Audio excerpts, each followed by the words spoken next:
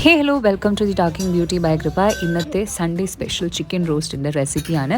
Ingredients list എല്ലാം ഞാൻ description ബോക്സിൽ കൊടുത്തിട്ടുണ്ട്, അതൊന്ന് ചെക്ക് ചെയ്ത് നോക്കും. ഫസ്റ്റ് നമ്മൾ ഡ്രൈ റോസ്റ്റ് ചെയ്യാണ് ഹോൾ സ്പൈസസ് എല്ലാം. അത് മാറ്റിയതിന് ശേഷം അതേ ഉരുളിയിൽ എണ്ണ ഒഴിച്ച് ചൂടാക്കി ചെറിയുള്ളി പച്ചമുളക് ഇട്ട് വഴണ്ടതിന് ശേഷം അതിലേക്ക് ഇഞ്ചി വെളുത്തുള്ളി ചതച്ചത് ചേർക്കുക, സവോളയും ചേർത്ത് ഉപ്പിട്ടിട്ട് വഴറ്റാം. സവോള എല്ലാം വഴണ്ടതിന് ശേഷം അതിലേക്ക് നമ്മൾ ഡ്രൈ റോസ്റ്റ് ചെയ്ത് പൊടിച്ചിട്ടുള്ള മസാല കൂട്ട് ചേർക്കുക. അത് കഴിഞ്ഞ് അതെല്ലാം കൂടി ഒന്ന് മിക്സ് ചെയ്തതിന് ശേഷം ആ പച്ചമണമൊക്കെ ഓൾറെഡി നമ്മൾ മാറിയതല്ലേ, ഡ്രൈ റോസ്റ്റ് ചെയ്തതായതുകൊണ്ട് അധികം സമയമൊന്നും എടുക്കില്ല.